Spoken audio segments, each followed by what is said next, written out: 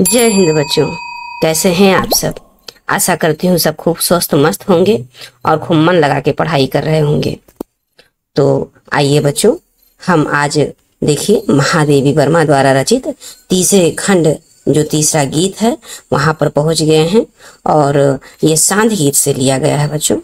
ये तीसरा गीत है जो कि सांध गीत से लिया गया है बच्चों। इसमें सबसे पहले देखिए महादेवी वर्मा जी की औरतों की उस समय की दशा का वर्णन किस तरह से कर रही हैं। इस पद में बच्चों महादेवी वर्मा की, ये तो महादेवी वर्मा आप जानते हो कि छायावाद की प्रमुख स्तंभ हैं और स्त्री की करुणा का बहुत ही सुंदर और सारगर्भित वर्णन उन्होंने इस गीत में किया है बच्चों। इसके पहले के जो गीत हैं बच्चों उसमें वीर रस, वैसा वीर रस जो पहला और दूसरा गीत है बच्चों वो वीर रस से परिपूर्ण है और वो ओज से परिपूर्ण है। लेकिन जो ये गीत है बच्चों खंड 3 में हमारे समाज में जो व्याप्त स्त्रियों की दुर्दशा अर्थात सामाजिक स्थिति है, जो हमारे पुरुष प्रधान समाज के द्वारा स्त्रियों की जो दुर्दशा हो रही थी, इसको इन्होंने आधार बना करके बच्चों महादेवी वर्मा ने स्त्री की करुणा, स्त्री की माया और स्त्री की क्षमता का बहुत ही सुंदर वर्णन इस गीत के माध्यम से किया है बच्चों। तो आइए आज हम इस गीत को पढ़ रहे हैं, इसके भावों को समझेंगे। बड़ा ही मार्मिक दृश्य यहाँ पर महादेवी वर्मा जी प्रस्तुत कर रही हैं। देखिए बच्चों, इसमें कह रही हैं, मैं नीर भरी दुख की बदली, मैं नीर भरी दुख की बदली। देखिए बच्चों, मैं नीर भरी दुख की बदली, स्पंदन में चिर निस्पंद बसा, स्पंदन में चिर निस्पंद बसा। एक चीज यहाँ फोकस कर ली मेरे प्यारे बच्चों। देखिए यहाँ पर स्पंदन अर्थात कंपित, हिलना डुलना, कंपन होना। वहीं पर ठीक लिखा है चिर निस्पंदन, सदैव जो कभी ना कभी हिल डुल सके, अर्थात जिसमें कभी भी, सदैव चिर अर्थात सदैव, निस्पंदन जिसमें कभी भी कंपन ना हो। क्या संभव है? तो यहाँ पर कंपन हो और फिर वहीं पर कंपन ना हो, तो यहाँ पर किस प्रकार का, ऐसे पूछ लेगा बच्चों कि प्रस्तुत पंक्ति में कौन सा अलंकार है। तो आप फोकस कीजिएगा। देखिए जब आपको अर्थ पता रहेगा तुरंत आप निकाल लेंगे कि स्पंदन मीन्स होता है कंपन, फिर वहीं पर हो गया निस्पंदन जो कभी कंपन ना करे। तो इसका अर्थ क्या होगा बच्चों? विरोधाभास अलंकार। अलंकारों को भी बहुत डीपली आप लोगों को पढ़ाएंगे। फाइनल टर्म एग्जाम तक बच्चों A to Z चीजें हम क्लियर करेंगे, क्योंकि हमने अभी पिछले महीने से ही पढ़ाना प्रारंभ किया है। तो इसलिए सारी चीजें तो एक साथ कंप्लीट नहीं कर सकते बच्चों, क्योंकि हम गद्य और पद को ऑलरेडी 2 वीडियो प्रोवाइड कर रहे हैं आपको, और चूंकि विस्तार से हमको समझाना है, फटाफट समझा दें तो आपको समझ में आएगा नहीं, उससे कोई मतलब नहीं होगा। क्यों? क्योंकि एग्जाम तक चीजें आपको याद नहीं रहेंगी। इसलिए बहुत ही आराम से हम थोड़ा थोड़ा करते पढ़ाते जा रहे हैं।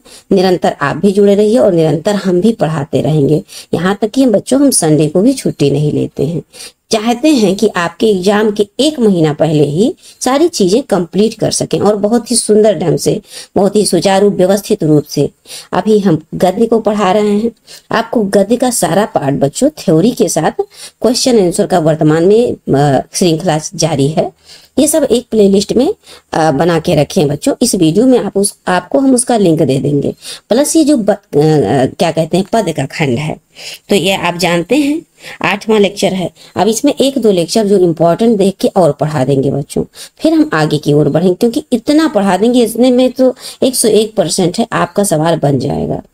और इससे समय अभी तो हम ये व्याख्या करा रहे हैं, आपको एक्सप्लेनेशन समझा रहे हैं, लेकिन इसके बाद इसमें जो संबंधित क्वेश्चन किस प्रकार से आएंगे उसका PDF फॉर्म बना के हम टेलीग्राम लिंक पे, आप लोग टेलीग्राम डाउनलोड कर लीजिए अपने मोबाइल में, और उसका लिंक इस मोबाइल में हम दे दिया करेंगे। उसको बच्चों आप सेव कर लीजिए और वहां हम एग्जाम के समय में सारी चीजें आपको प्रोवाइड करते रहेंगे। आप वहीं से निरंतर पढ़ते रहिएगा और एग्जाम में बहुत अच्छा करके आएंगे, जो मोस्ट इंपॉर्टेंट क्वेश्चंस होंगे बच्चों। तो यहाँ पर अब हम समझते हैं, हमने आपको अपने डिटेल बताने का प्रयास इसलिए किया बच्चों कि आप एकदम निश्चिंत होकर पढ़ते जाइए। आप हिंदी का टेंशन मत लीजिए, हम पर छोड़ दीजिए, हम इसी क्लास में ही आपको तैयार करवा देंगे। बाकी सब्जेक्ट पे आप फोकस कीजिए, समय दीजिए। इस सब्जेक्ट को बच्चों बस थोड़ा बहुत वीडियो मात्र देखते जाइए, समझते जाइए, और जो कुछ इंपॉर्टेंट चीजें हो, जैसे गद्य काव्य से जो है जो प्रश्नोत्तर की श्रृंखला चल रही है बच्चों, उससे इंपॉर्टेंट चीजें आप नोट कीजिए। क्यों? क्योंकि वो फैक्टेड चीजें हैं, उसको निरंतर आपको मतलब रिवीजन बीच बीच में करना ही पड़ेगा, तभी वो आपके मस्तिष्क में रहेगा बच्चों। तो उसको आप नोट कीजिए। प्लस ये व्याख्या आप 2 से 3 बार सुन लीजिए। फिर कभी समय मिले तो संडे टू संडे, या आप कोई काम कर रहे हैं तो मोबाइल में लगा के, कान में लगा के सुनते रहिए, काम करते रहिए। इस तरह से चीजें आपके दिमाग में एकदम क्लियर हो जाएंगी, कॉन्सेप्ट क्लियर रहेगा, तो संबंधित जो क्वेश्चन आंसर रहेंगे बच्चों बहुत आसान आएगा। विश्वास रखिए, दृढ़ संकल्प अपने मन में कर लीजिए। और सबसे बड़ी चीज बच्चों विश्वास, आप विश्वास बना के रखिए अपने अंदर। आप सोचिए कि आप ही जो कुछ है कर सकते हैं, आप हैं कि अच्छे नंबर से पास हो सकते हैं, वो आप ही हैं, कोई और नहीं है। इतना विश्वास बना के चलिए। तो आइए बच्चों, अब हम इस पंक्ति की और निरंतर और सारी पंक्तियों की व्याख्या करते हुए चल रहे हैं, आगे बढ़ रहे हैं। तो देखिए बच्चों, यहाँ पर अभी हमने जिक्र किया, यहाँ पर विरोधाभास अलंकार है। मैं नीर भरी दुख की बदली। नीर का अर्थ होता है बच्चों पानी से, यहाँ पर पानी से अर्थ है, लेकिन यहाँ पर किस प्रकार का यहाँ संदर्भ से दिया हुआ है बच्चों कि यहाँ पानी का अर्थ दया, करुणा और स्त्री के माया मोह से लिया गया है। महादेवी वर्मा जी कह रही हैं कि मैं भले ही नीर भरी दुख की बदली के समान हूँ, फिर भी मेरे अंदर करुणा, माया, दया, माया बसी हुई है। तो देखिए बच्चों, अब हम इसकी व्याख्या को समझते हैं। अर्थ को हमने देख लिया बच्चों, हम अर्थ को जगह के अभाव की वजह से नहीं उतना लिख पा रहे हैं, लेकिन आप समझिएगा इसको थोड़ा बहुत, जहां पर हमको जगह मिल जाएगा, हो सकेगा तो हम लिखते चलेंगे। यहाँ पर क्रंदन का अर्थ होता है मतलब रोना। रोना अर्थात रुदन से है बच्चों, रुदन या रोना। और आहत आप जानते हो, दुखी, दुखी हो जाना, आहत हो जाना। और निर्झरणी, ये नदी का पर्यायवाची है बच्चों, निर्झरणी। तो अब आइए, अब हम इसके अर्थ को, व्याख्या को समझते हैं बच्चों। यहाँ पर महादेवी वर्मा जी बच्चों स्वयं की तुलना, अपनी स्वयं की तुलना बादलों से करती हैं। किससे करती हैं बच्चों? स्वयं की तुलना बादलों से करती है। तो बच्चों चूंकि बादल क्या है? प्राकृतिक वस्तु है। स्वयं क्या है? वो एक मनुष्य है। जब एक मनुष्य और एक प्राकृतिक वस्तु की आपस में तुलना होती है बच्चों, तब वहां पर ज्यादातर उपमा अलंकार होता है। तो ये भी आप ध्यान रखिएगा। अब व्याख्या को देखिए बच्चों, कवित्री स्वयं की तुलना बादलों से करते हुए कहती हैं कि जिस प्रकार बादल पानी से भरे रहते हैं, उसी प्रकार उनकी आंखें भी सदैव आंसू से भरे रहते हैं, अर्थात उनका जीवन भी दुखों से घिरा हुआ है। वो कहती हैं जिस प्रकार बादलों में सदैव कंपन अर्थात गतिशीलता विद्यमान रहती है, ठीक उसी प्रकार विरह से उत्पन्न दुख ने भी उसके जीवन में अर्थात कवित्री के जीवन में अस्थायित्व ग्रहण कर लिया है, अर्थात वो भी निरंतर दुखी रहती हैं। वो कहती हैं कि जिस प्रकार बादलों के गर्जन से संपूर्ण विश्व में प्रसन्नता छा जाती है, उसी प्रकार उनकी प्रियतम की विरह वेदना में दुखी होने से लोगों को प्रसन्नता की अनुभूति होती है। जब वो अपने प्रियतम के वेदना में, दुख में दुखी होती हैं, तब लोग देखते हैं तो उनको बड़ी अनुभूति, प्रसन्नता होती है। हमने कहा ना बच्चों कि ये पुरुष प्रधान जो समाज है, स्त्रियों पर किस प्रकार उनका विचारधारा, किस प्रकार उनकी सोच है, ये महादेवी वर्मा जी बहुत ही सुंदर भाव से इस पंक्ति के माध्यम से प्रस्तुत कर रही हैं। कह रही है कि जब मैं अपने विरह वेदना में दुखी होती हूँ तो लोगों को प्रसन्नता की अनुभूति होती है।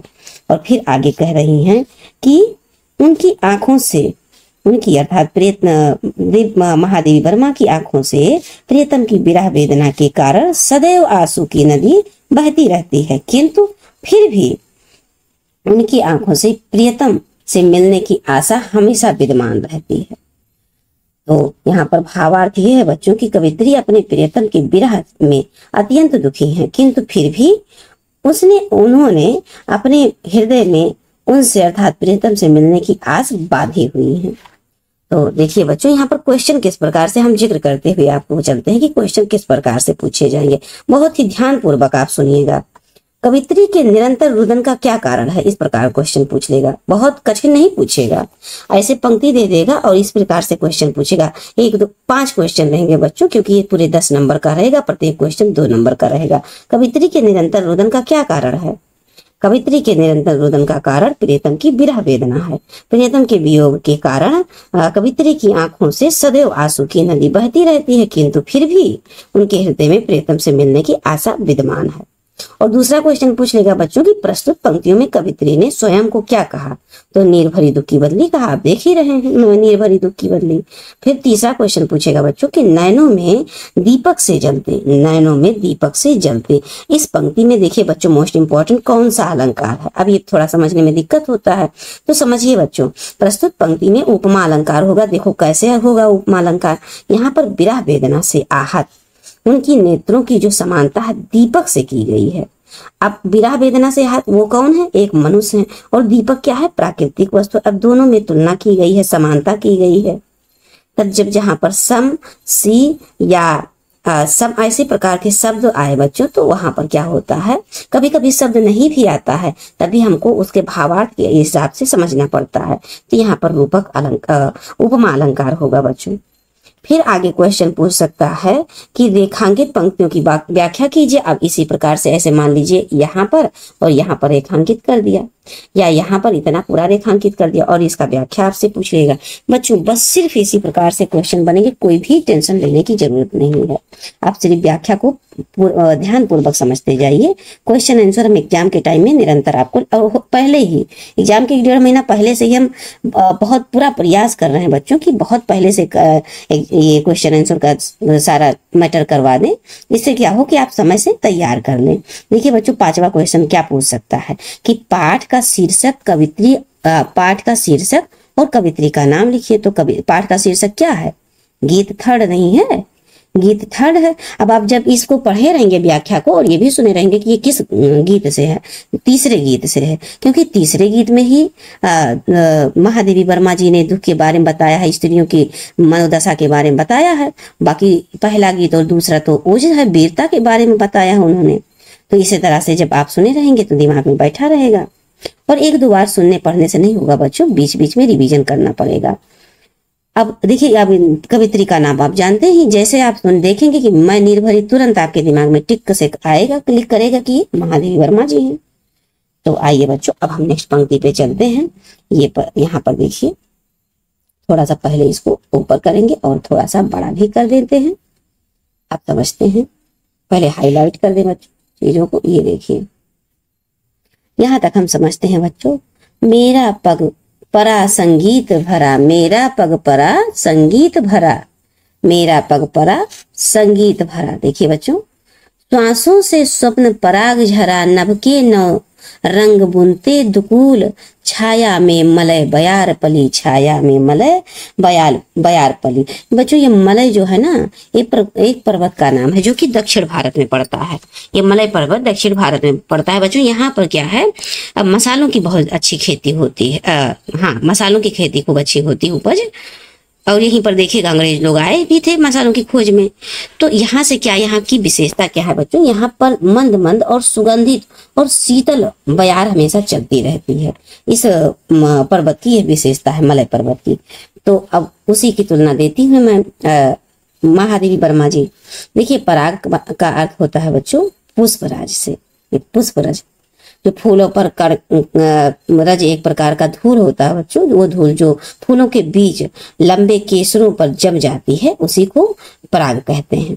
और नभ का अर्थ आप तो जानते हैं कि आकाश को कहा जाता है नभ। और दुकूल अर्थात बच्चों ये दुपट्टे का अर्थ दे रहा है, दुकूल दुपट्टा। बयार आप समझ ही रहे हैं कि हवा। तो देखिए बच्चों, अब इसमें कवित्री का व्याख्या हम समझ लेते हैं। मेरा पग, एक बार फिर से पढ़ा जाए बच्चों, क्योंकि पढ़ने से, बार बार पढ़ने से कॉन्सेप्ट यही बीच में ही क्लियर हो जाता है आधा। मेरा पग पग संगीत भरा, मेरा जो पग है संगीत से भरा हुआ है। और श्वासों में स्वप्न पराग झरा, और मेरे जो एक एक श्वास में स्वप्न रूपी पराग झर रहे हैं। नभ के 9 रंग बुनते दुकूल, और जो आकाश में 9 रंग अर्थात सतरंगी क्या कहते हैं, दुकूल बुनते हैं, मतलब सतरंगी दुपट्टा दिखाई दे रहा है, मतलब चमक रहा है, छाया में मलय बयार पली। तो यहाँ पर अब देखिए बच्चों, कवित्री बादल से अपनी तुलना करते हुए कहते हैं, अपनी तुलना कर रही है बादल से, समझ रहे हो बच्चों, उपमा अलंकार, अपनी तुलना बादल से कर रही हैं। जिस प्रकार बादल मंद मंद गति से बहता और उसके बहने और उसके गर्जन में संगीत भरा होता है। जब वो हवा चलती है, बादल जब धीरे धीरे चलता है तो कैसा मंद मंद चलता है, तो जैसे गर्जन जब होती है तो क्या होता है, संगीत, धीरे धीरे थोड़ा बहुत गर्जन, फिर थोड़ा हवा बयार, फिर थोड़ा गर्जन, तो जैसे संगीत भरा महसूस होता है। ये व्याख्या कर रही है महादेवी वर्मा जी। उसी प्रकार मेरा जीवन भी प्रियतम की स्मृतियों अर्थात प्रियतम की यादों के संगीत से भरा हुआ है।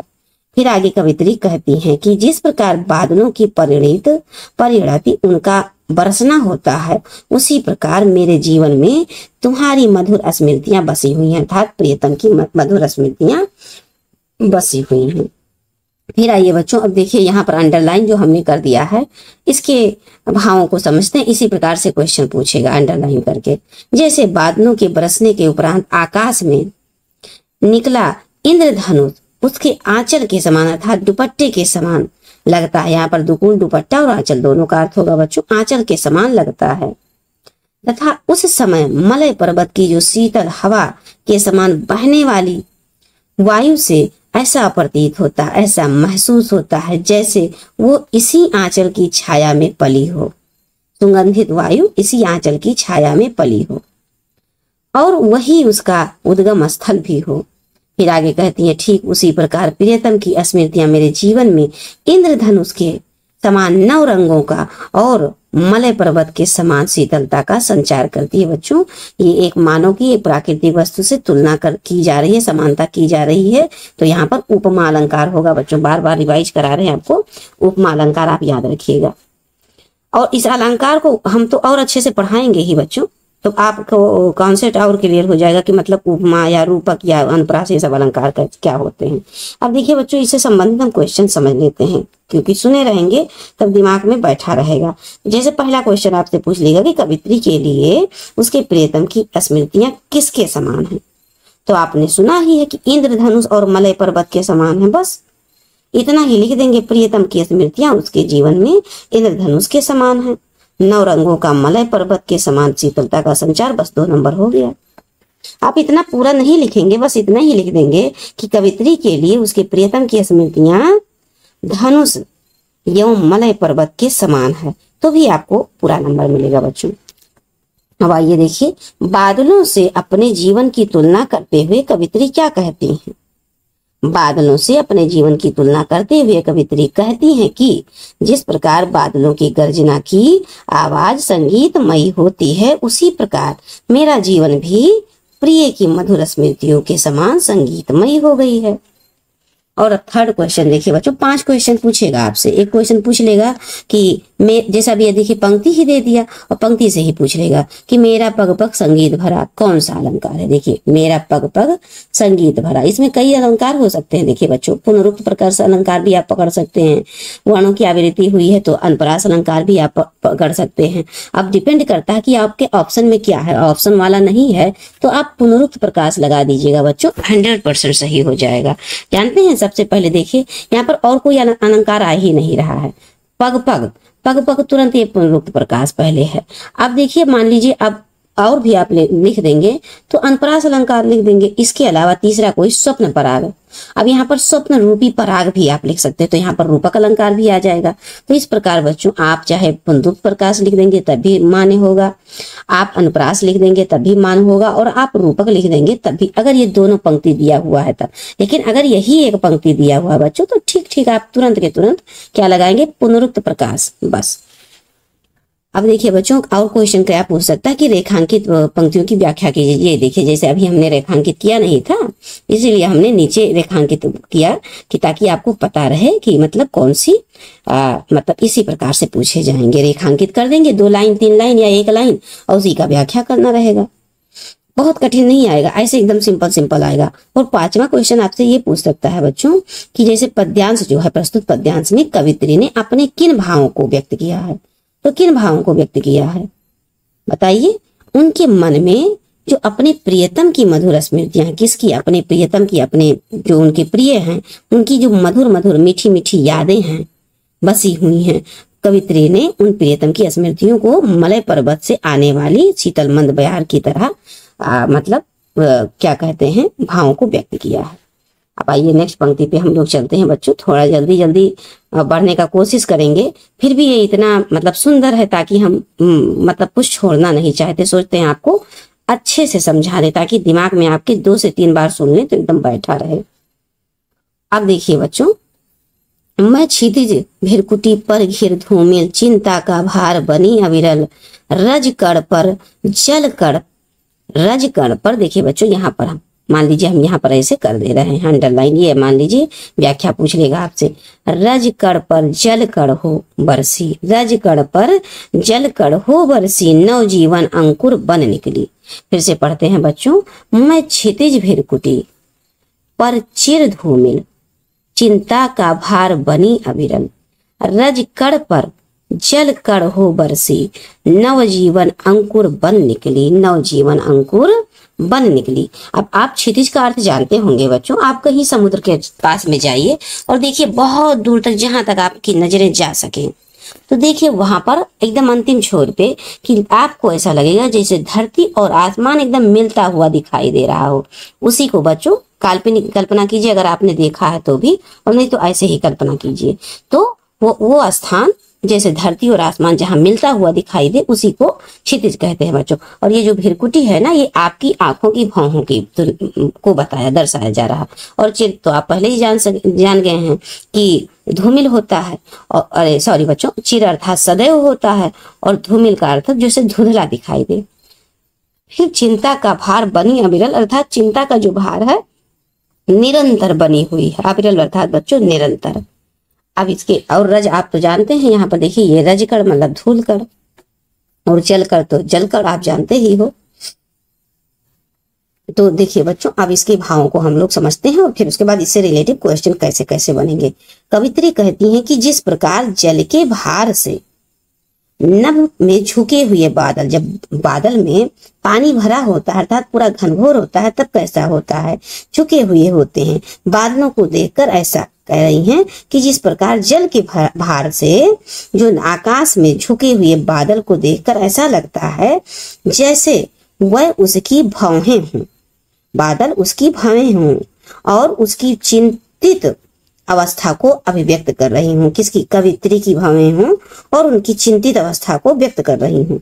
ठीक उसी प्रकार प्रिय के विरह और उनसे मिलने की जो आस है हमारे मन में, उसके कारण मेरे मन में सदैव अर्थात चिर सदैव चिंतित रहती हूँ।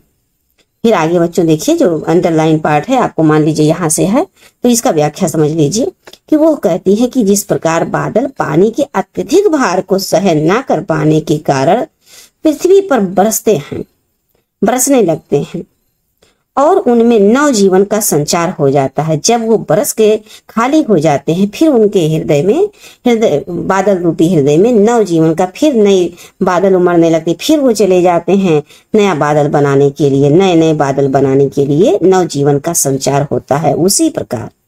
ठीक उसी प्रकार चिंताग्रस्त कवित्री के नयनों से जब अश्रुओं की वर्षा हो जाती है, तब वो भी चिंता मुक्त हो उठती हैं और ऐसा प्रतीत होता है जैसे उनमें भी नव जीवन का संचार हो जाता है। बच्चों इमेजिन कीजिए, अपनी कल्पना लीजिए, दूसरों को छोड़िए।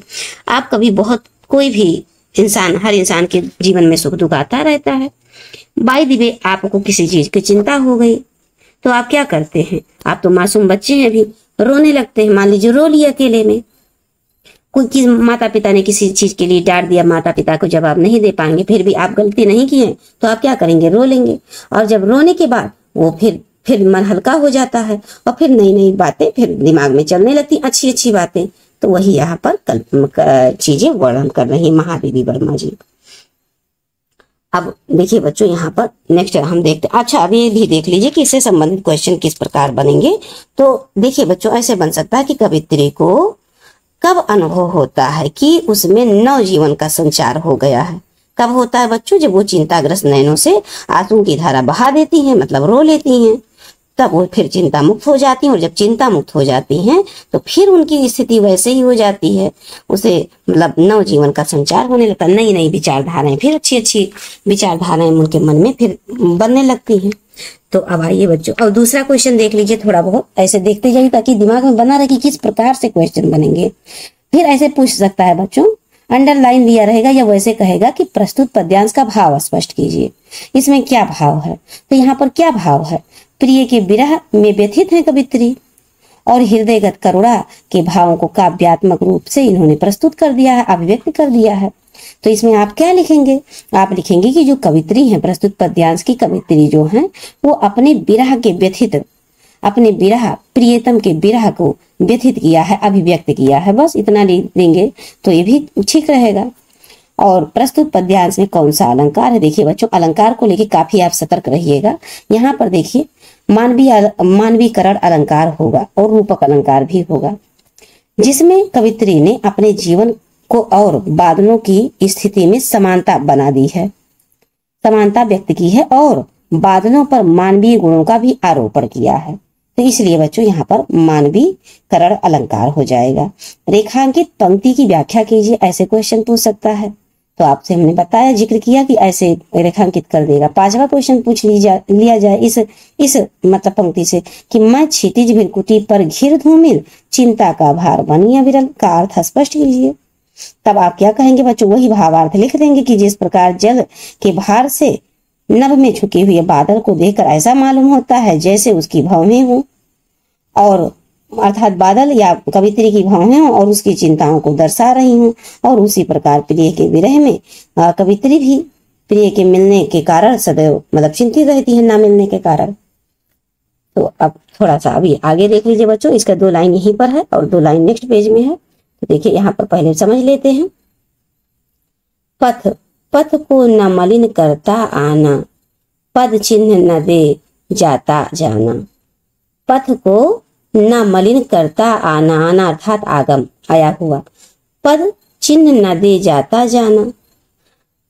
यहाँ पर इतने ही को भाव समझ लीजिए बच्चों, कवित्री क्या कह रही हैं कि जिस प्रकार आकाश में बादल के छाने से वह मलिन नहीं हो जाता, क्या आकाश का मार्ग या आकाश मलिन हो जाता है, नहीं होता, अर्थात उस पर किसी प्रकार का कोई कलंक नहीं लगता, किस पर, बादल, आकाश पर, और ना ही उसके जाने के पश्चात, और ना ही जब बादल चला जाता है, अर्थात उसके बरसने के बाद जब बादल बरस के चला जाता है तो उसका कोई पद चिन्ह या निशान शेष रह जाता है। बताइए आप आसमान में देखिए, जब बादल घेरे रहता है तो किस प्रकार आसमान दिखता है, काला काला, घुंघराला घुंघराला, कहीं खूब सुंदर कभी कभी, और उसके बाद जब बरस के चला जाता है तो एकदम क्लीन नहीं हो जाता है आकाश। तो वही कह रही हैं बच्चों कि जिस प्रकार बादल, आकाश में जब बादल आते हैं तो वो आकाश मलिन नहीं होता है, और वो बरस के चले जाते हैं तो कोई पद चिन्ह भी नहीं छोड़ के जाते हैं, लेकिन उसके आकाश में छाने की जो स्मरण मात्र से ही संपूर्ण विश्व अर्थात सभी लोगों में प्रसन्नता की लहर दौड़ उठती है।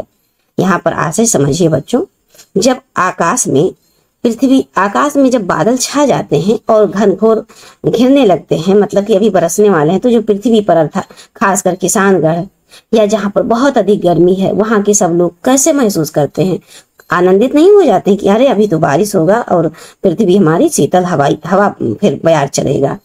होता नहीं है, किसान अपनी आशा लगाए रहते हैं कि बारिश होगा तो हमारे बीज अंकुरित होंगे।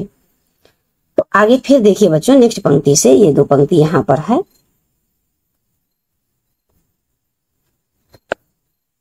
ये देखिए यहाँ पर, सुधि मेरे आगम की जग में, सुधि मेरे आगम की जग में, सुख की सिहरन हो अंत खिली, सुख की सिहरन हो अंत खिली। तो यहाँ पर देखिए बच्चों, सुधि का मतलब होता है याद। आप तो समझ ही सकते हैं कि सुधि, अब अवधि भाषा है ये, सुधि स्मरण, याद, आगम आना होता है, सिहरन मतलब कंपन होता है। तो अब यहाँ पर आगे भावार्थ को समझिए बच्चों। उसी प्रकार कवित्री ने अपने संपूर्ण जीवन में ऐसा कोई कृत्य नहीं किया। कवित्री कहती हैं कि अपने संपूर्ण जीवन में हमने ऐसा कोई कृत्य नहीं किया जिससे उसके जीवन पथ पर कोई कलंक लगा हो। वह बिना कोई चिन्ह छोड़े उसी प्रकार गई जैसी निष्कलंक वो आई थी।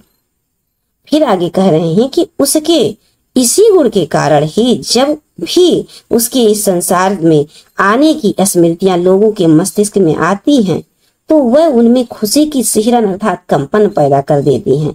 यहाँ पर आशय ये है बच्चों कि जब कोई आता है तो चला जाता है, उसका कोई निशान नहीं रहता, लेकिन रहता क्या है, उसके द्वारा जो किए गए कर्म हैं, अच्छे जो कर्म हैं वो वही याद में रह जाते हैं। आज महात्मा गांधी हैं नहीं है, लेकिन सबके हृदय में है। आज महादेवी वर्मा जी हैं नहीं है, लेकिन 9 to 8 आप क्लास 8 से लेके शुरू से लेके क्लास 12 और ऊपर भी क्लासेज में देखिए महादेवी वर्मा जी हर कविता, हर पंक्ति, हर पाठ कहानी के माध्यम से आपके सामने उपस्थित है। तो वही कह रही है, इनका कहने का आशय है कि कोई भी व्यक्ति आता है कोई फर्क नहीं पड़ता, जाता है तभी कोई फर्क नहीं पड़ता। स्मरण क्या रह जाती है, सिर्फ उसके अच्छे कर्म रह जाते हैं। तो हमें पूरा विश्वास है बच्चों की चीजें आपको बहुत भली प्रकार से समझ में आ रही होंगी। अब लास्ट एक पंक्ति और पढ़ लेते हैं बच्चों, बस हम लोग आगे बढ़ते हैं। देखिए यहाँ पर ये विस्तृत नभ का कोई कोना मेरा न कभी अपना होना, अर्थात ये कह रही है जो आकाश पूरा विस्तार फैला हुआ है इसका कोई भी कोना मेरा अपना नहीं है, मेरा अपना कुछ नहीं है। यहाँ पर आगे फिर कहती है परिचय इतना इतिहास यही उमड़ी कल थी मिट आज चली। परिचय यही इतना भर है कि यही इतिहास है हमारा, आज उमड़ी कल थी, मतलब कल हमारा जन्म हुआ था, आज मिट के और अब जा रही हूँ। तो अब इसका आशय समझ लीजिए बच्चों। कवित्री कहती हैं, अब मान लीजिए यहाँ पर ऊपर ही यहीं पर दे दिया, अंडरलाइन कर दिया 2 लाइन या 3 लाइन, तो यहीं से कह दिया कि रेखांकित अंश का व्याख्या कीजिए। तो अब इसको ध्यान से सुनिए, समझ लीजिए, एग्जाम में आपके दिया है। तो कवित्री कहती है कि जिस प्रकार आकाश के अत्यधिक विस्तृत भाग में फैले होने के उपरांत भी बादल को वहां पर अस्थायित्व प्राप्त नहीं होता। बताइए, इतना बड़ा आसमान है, अनंत है, लेकिन वहां पर कहीं बादल ठहर पाता है? आता है, अपने कर्म को करता है, अर्थात गरजता है, बरसता है, फिर चले जाता है। तो वही कहने का अर्थ है इनका कि जिस प्रकार बादल को इतने बड़े विशाल आसमान में कोई स्थान नहीं मिलता, कोई भी कोना नहीं होता, और अपने संपूर्ण जीवन काल में वो इधर उधर घूमता रहता है, कभी यहाँ कभी वहां, उसी प्रकार मुझे भी इस विशाल भूभाग पर अर्थात इस संसार में अस्थायित्व प्राप्त नहीं, अर्थात मैं यहाँ हमेशा के लिए रहने नहीं आई हूँ। वो आगे फिर कहते हैं कि जैसे बादल का अस्तित्व केवल उसके निर्मित होने और बरसने तक ही होता है। केवल बादल का अस्तित्व क्या है, बादल आया, उमड़ घुमड़ के गरजा, बरसा और फिर चला गया, इससे ज्यादा उसकी कोई अस्तित्व है नहीं है। और वही उसकी पहचान, और वही उसकी पहचान भी है, अपनी अपनी जगह पर उसकी इंपॉर्टेंस भी है। बादल ना आए तो धरती में त्राही त्राही हो जाएगी, धरती के लोग बहुत परेशान हो जाएंगे, और यौन उसका इतिहास बन जाता है। उसी प्रकार कवित्री की पहचान एवं इतिहास केवल इतना ही है कि वो कल आई थी और आज जा रही है। यहाँ उसका संपूर्ण जीवन, यहाँ पर उसका संपूर्ण जीवन है, मतलब इतना ही उसका संपूर्ण जीवन है कि यहाँ पर आई, जीवन व्यतीत की, अच्छे कर्म किए और फिर यहाँ से विदा हो ली, मतलब इन संसार से चली गई। बच्चों, इनका आशय ये है कि ये जो संसार है, यहाँ पर जो भौतिक सुख सुविधाएं हैं, मनुष्य दुनियादारी जो है, ये निरंतर शाश्वत नहीं है, ये क्षणिक है। जब तक है ये ईश्वर का दिया हुआ वरदान है, जब तक जीवन है। हाँ, अगर हमें कोई याद करेगा तो वो हमारे कर्म हैं, हमारे कर्म के द्वारा हमें याद किया जाएगा। तो अब इससे संबंधित बच्चों क्वेश्चन को भी आप समझ लीजिए कि अब यहाँ पर क्वेश्चन ऐसे बन जाएगा कि अपने जीवन की व्याख्या को प्रस्तुत करने के लिए महादेवी वर्मा ने किसे चुना है। तब बताइए आप किसे चुना है। आप जानते हैं कि बादल को चुना है, बदली के माध्यम से उन्होंने, बदली के माध्यम के रूप में अपने आप को चुना है उन्होंने। तुलना बादल से ही तो कर रही है बार बार। फिर दूसरा क्वेश्चन बन सकता है बच्चों की प्रस्तुत पद्यांश में कवित्रियों ने अपना परिचय किस रूप में दिया, जो कवित्री हैं अपना परिचय किस रूप में दिया है। तो बच्चों वो क्या कहती हैं, इस विशाल संसार का कोई भी भाग मेरा अपना नहीं है, उनका कहने का आशय है। अर्थात उनकी जो पहचान है इतिहास मात्र है, अर्थात उनके जो कर्म हैं बस वही उनकी पहचान है। और एक क्वेश्चन, अब देखिए अलंकार से जरूर क्वेश्चन बन सकता है बच्चों, ये अलंकार पे आप फोकस कीजिएगा। अब देखिए यहाँ पर किस प्रकार से अलंकार है, तो देखिए सुख किस हिरन सा वर्ण की आवृत्ति नहीं हो रही है, ये देखिए। तो यहाँ पर आप अनुप्रास अलंकार भी लगा सकते हैं। का, कोई, कोना, तो का की वर्णों की आवृत्ति हो रही है, तो इससे भी आप अनुप्रास अलंकार लगा सकते हैं। और हाँ बच्चों, तो ये अलंकार से संबंधित हो गया ना कि अनुप्रास अलंकार आप लगा सकते हैं यहाँ पर। क्यों? क्योंकि कोना कोना है नहीं, का, कोई, कोना, इस प्रकार से वर्णों की आवृत्ति है। ये देखिए छोटी ई, इतना इतिहास, तो ये छोटी ई की भी वर्ण जो है, कोई भी वर्ण मतलब एक से अधिक बार बस आ जाए, 2 बार आ जाए, और इससे अधिक बार तो और आ ही सकता है, लेकिन कोई भी वर्ण एक से अधिक बार अर्थात 2 बार भी आ गया तो वहां पर अनुप्रास अलंकार मान लिया जाता है। इसी प्रकार से क्वेश्चन बनेंगे बच्चों। और भी बन सकता है, जैसे मान लीजिए पद्यांश में किसके जीवन के माध्यम से जीवन की क्षण भंगुरता को वर्णित किया गया है? किसके जीवन के? तो बादल के।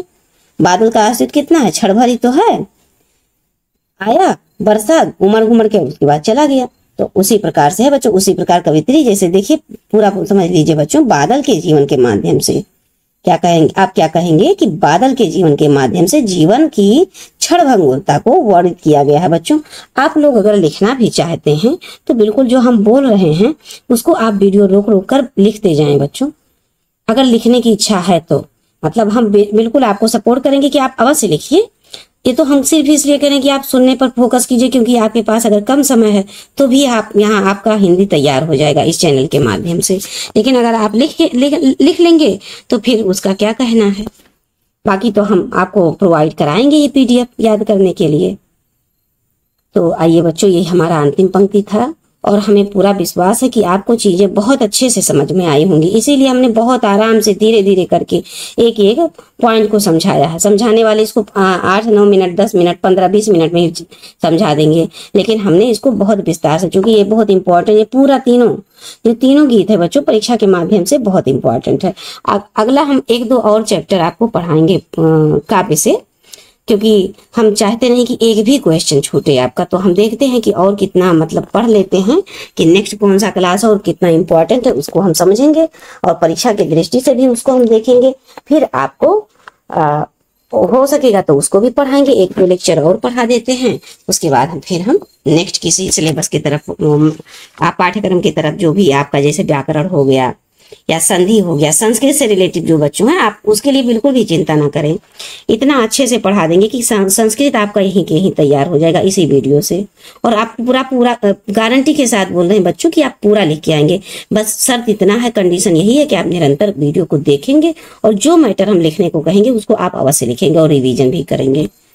तो आइए बच्चों, अब इन वाक्यों के साथ हम इस वीडियो को यहीं समाप्त करते हैं और आपसे मिलते हैं फिर नेक्स्ट क्लास में। आपका नेक्स्ट जो भी क्लास है इंपॉर्टेंट, सबसे पहले इससे संबंधित छोटे छोटे क्वेश्चन भी हम करवाएंगे बच्चों, उसके बाद नेक्स्ट क्लास में मिलेंगे। जय हिंद बच्चों।